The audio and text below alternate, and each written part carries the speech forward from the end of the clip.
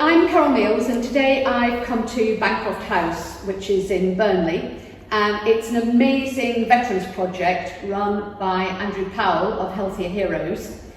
And what I really want to do is introduce you to Andy, let him talk to you about the project, why he's doing it, what made him start doing it, and the impact he has had on so many lives already in the short time the programme's been going, and what his vision for the future is with the programme. So let me just hand you over to Andy, and he can tell you all about Healthier Heroes and how it all works. So obviously I'm Andy Powell, Managing Director of Healthier Heroes.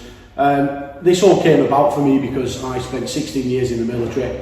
I've been to many wars and travelled the world with the army and kind of left with what I didn't realise at the time was mental health struggles. But when I did leave the army in 2013, I came back from Afghanistan and found out my wife had been having an affair at the time.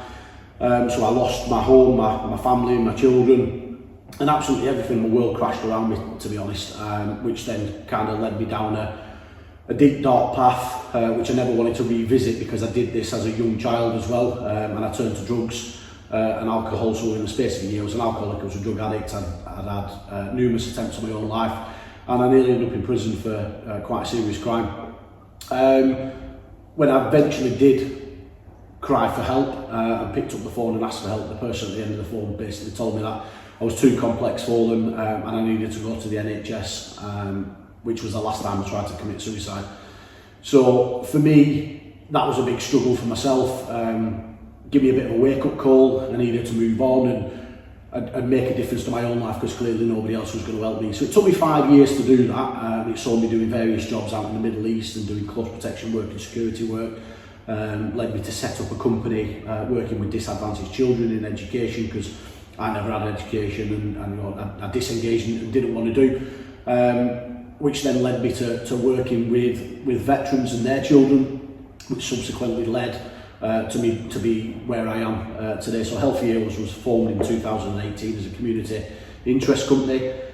We ran a previous project in Greater Manchester, which was absolutely fantastic, and it kind of came to an end, and I needed to make a change and create changes for other areas. And I'm from Lancashire, from Burnley as well, so I seek to get a property that was going to enable me to do all the work that I've done in those few years all under one roof, because I believe that's sort of the key to working with veterans. So working with others, we managed to get hold of Bancroft House, which is named after a friend of mine who was killed in combat, and we now support 21 veterans from within Bancroft House, not just with accommodation but mental health, their well-being, drug and alcohol addiction, recovery, education, employment and training, and they kind of look to move them on into community move on properties. We've been open since the 7th of December 2020, and just short of 100 veterans we've supported. That includes the 21 that we've got here at Bancroft House now. So it's been a real success, massive social impact within the local communities. We've now got veterans who are at crisis point, who are living homeless with addiction issues, struggling with mental health, who are now managing that, who are back out into the community, living with their families, reintegrated into relationships, whether that's the wife or mums and dads, and back with children, all living independently with full-time employment with financial stability. So it's been a massive success for us, and I'll continue to carry on doing what we're doing, and I would look to try to expand moving forward and provide this support model to other areas of the UK. This is the training room. Oh, okay, fantastic. So we do maths and English courses here every week. Art therapy happens in here on Monday. So Mondays is art therapy and residents meetings. Yeah. Tuesdays tend to be a day of whatever they want to do in here. So they have their own football teams and cricket teams, so they have team meetings and stuff. Right. Wednesday mornings is maths. Thursdays is English. And then on Friday we're about to start a 12-week counselling course as well. So all that will happen in here. So they're getting counselling support through a course, but equally it's going to qualify them at the end to have a level 2 in counselling as well.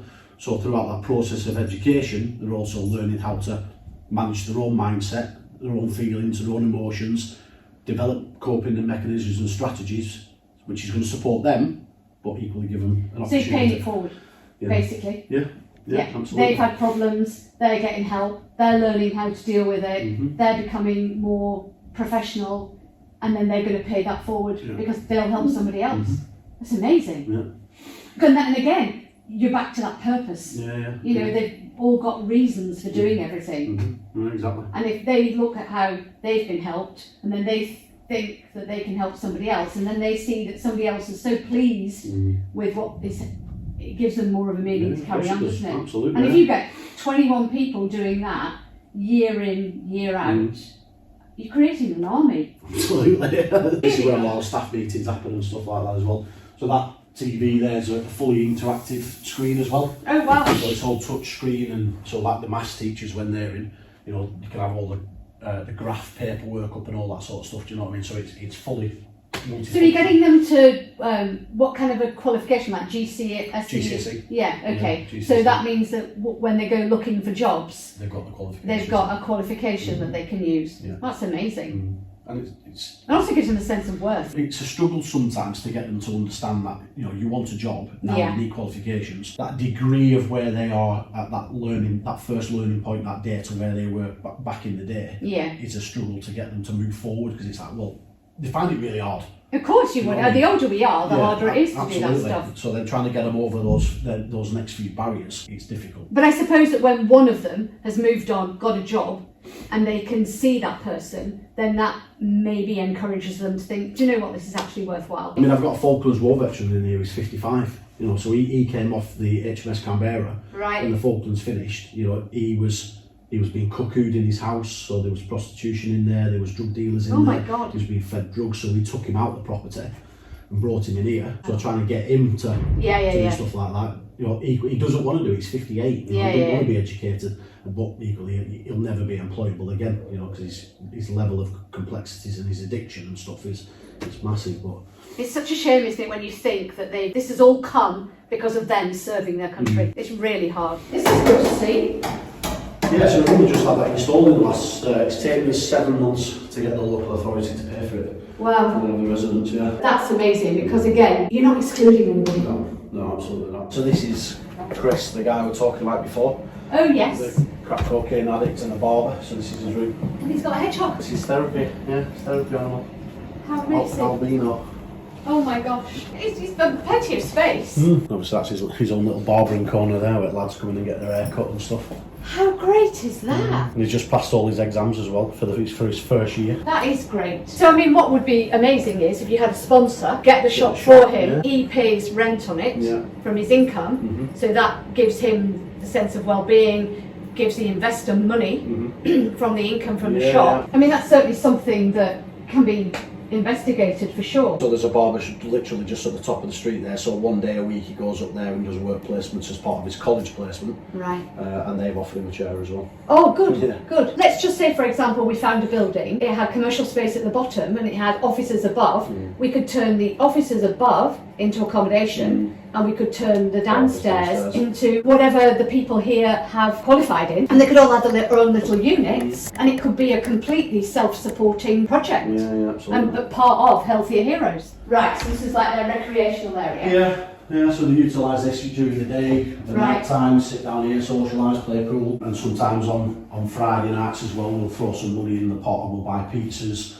and the night staff and volunteers will come in and we'll play like card games and quizzes and stuff like that by getting the lads in here. Pizza, that's really nice. Pool competition, whatever it is. So creating the community and making sure that they're not isolating. And that's exactly it's about reduction of social isolation and getting to learn how to live within a community again. Because I would imagine it's really easy. They come in, they go to their safe space, which is their room, and then they stay there. My original idea when we first started where there were no TVs in rooms. If they wanted to watch TV, it was down here and everybody'd be here, but it didn't work. Because there's people who just can't be in a room like this for so long. You know what I mean? So they had to have their own comforts. So everyone's now got a telly in the room, but they all do still come down here because it created a bit of a family unit as well. And they can obviously all talk to each other and share stories, and they know that no one's going to judge. It's peer support as well. You know, providing peer support all the time and they don't even know they're doing it. So this is your kitchen? Kitchen, This is where we teach my cook. Right. So the cooking classes happen. Right. We have a volunteer that comes in every Tuesday and Wednesday night. So she's in, helps them cook.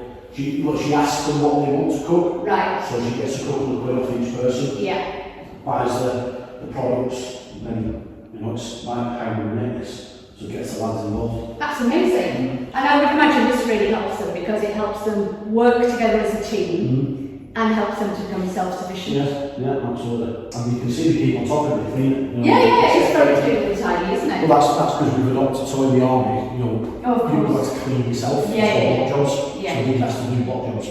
So certain people have certain areas of responsibility around the building that they've got to clean every day by 10:30 in the morning. Oh wow. So it means that they've got to get up, they start the day, they make the bed, they clean the space, then they get on with the day's activities. And is there a consequence for not meeting? Not really, because it's person-centred, although they've got an obligation to have a bit of responsibility of doing something, they may have equally had a really bad night's sleep. Medication's not kicked in properly, or it's just changed, so it's just about trying to encourage them to do it the next day. So here we are in the gymnasium at Bancroft House, so we support 21 guys from in here, and the gym that you can see with all the materials and the weights and stuff like that's a huge part of their health and well-being. They're in here every day, they're doing their own activities in groups, and then every 2 weeks we have a gym instructor that comes down who's a veteran and provides meal plans, support plans, health and nutrition plans, fitness exercises, and that just allows them to continue that process,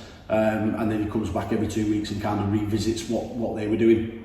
So it's a massive essential part to their physical health and well-being, and we're also looking to turn the rest of the space in the cafe into a crisis cafe. So we're working with one of the local trusts to change the space into a crisis cafe, so anybody that's within the community, so it's not just veterans that are struggling with mental health over a crisis but don't need A&E or don't need to be sectioned, then they come to a safe space like this and they get met with staff and nurses from the home treatment team, and they get that onward support throughout the night, and then they move back into the community, but they'll be picked up by outreach support workers then as well. So what do you think would happen to these veterans if they didn't have your safe space here to live? I mean, my understanding is that you don't just provide them with accommodation, but you work with the community, you get them jobs, you've got companies around Burnley that you get them apprenticeships with, you teach them to cook, you teach them all the life skills. Where would they go if they didn't come to you? Prior to us existing, there was nothing here. Right. So all those that have been through the door have said they would either be one, dead, and some of the guys who are living here will tell you exactly the same, or deeper into their addiction or struggling even more with mental health, wouldn't have the families and be living on the streets. I presume that when they're here for a certain period of time and then you continually assess them, and then when they get to a certain level you have to move them on because you need to help people who are in a much bigger crisis than they are. What would be your vision for moving those people on? Because I presume that you want to maintain contact with these people, you want to maintain the relationship. Would you look to then get support from outside investment to be able to buy property that could be healthier heroes properties? Because there's no point in you doing all of this and then what happens to them? In Bancroft House they get to stay here for up to 2 years, so since we've opened we've still got 50% of our original capacity here. Right. They're our most complex, obviously the others have been and gone. So they leave Bancroft House, move into the move on properties, they're there between 6 and 12 months. That's when they learn how to sort of manage tenancies, a bit of financial stability, further education, employment, sort of pathways, and then the next stage would be, like I say, to own properties to enable them to move from there, living independently in a property that belongs to Healthy Heroes, and it keeps it in that constant circle, like you say. So it's not providing support to them when they're living independently, but should they need help and support, the door's always open, the knock on the door, and we're always there for them. We're a big family. So where do you see the vision for this amazing project that you're doing? 5 years time, are you looking to roll this out across the country? Because there really is very little support, isn't there, for veterans? And when you think of what they've served their country, and yet when they're finished, So you're out the door. they're just left to flounder, aren't they, on their own? For me, from day one, it's been about collaboration. So the more people I can get involved with the same values and morals and ethics of kind of what my vision is, absolutely want to work with anybody like that. So to roll this out across the UK. There are various other projects like this across the UK, but nothing that's set up like us. They've all been to see us and been quite blown away by what we do. So, you know, if I can roll this across the UK, I've already got visions and plans in place, very infancy at the moment, to expand into 2 other areas. But if I could do it nationally, then I would absolutely do that. So we've got 20, how many rooms here 21. then? And then you've got kitchen where they all learn to cook, you've got the gym, you're going to have the crisis centre. So I mean, what's a typical veteran that would come to you? Very different, to be honest, each individual person, but every single one of them that's been through the door has got complex post-traumatic stress disorder. A lot of them have an addiction of some degree, varying degrees as well, from heavy addiction to light addiction, and it might only be an addiction whereby it's an element of self-harm, where it's binge drinking too much or taking too much cocaine at the weekend or crack or whatever that might be. So each individual person is very different, so it's a very person-centred approach in terms of supporting them, which is why I have so many staff as well. So we have 10 members of staff who are working from in here, and 21 guys are broken down into sort of like small groups to enable that person-centred and enhanced support to be delivered to that individual. So they're not sat around and only seeing the support worker once a week. You know, they see them every single day if they need to, and multiple times in the day if they need to as well. That, you know, I think that's important. It must be amazing for the veterans because you have lived and walked their life, and when they look at you and they see how you've turned it around and what you've done with this amazing project, it must give them a massive amount of hope. Do you give them the respect that they probably ordinarily don't get? That's exactly what they've not been given previously in the past. So a lot of people come in here with a reluctancy as well, because they've been failed so many times by others previously. It's like, well, what are you going to do any different to others? And they quickly realise that we are very much different, and from a lived life experience, there's nothing better than that, when, you know, I can sit down and say to somebody in the office, well, you need to do this because it's because I've been there. You know, kind of one success story to talk about is a lad called Chris. He was a huge drug dealer, huge crack cocaine addiction. Came to us, having been homeless, put him in a mental health hospital. He came here, he's been here just over a year, he was our first resident. He relapsed about 10 times since being in here. Anywhere else, he would have been evicted day one of his first relapse, and kept going and going and going and going. He's now, I think he's about 7 or 8 months clean now. He's at college, he's studying to be a barber. He's opening his own shop, so I'm sort of supporting him to open his own shop. And he volunteers on the sweet shop in Burnley Town Centre and that as well. So, you know, it just goes to show, if you keep going and going and persevere, with someone from a lived life experience, you know not to give in. And eventually the penny will drop for that individual, and the success could be amazing. I just think this project's amazing, and I really hope that you get to roll it out in other areas of the country, and that this gets used as best practice. So whatever we can do to help. Thank you very much for your time. Thank you.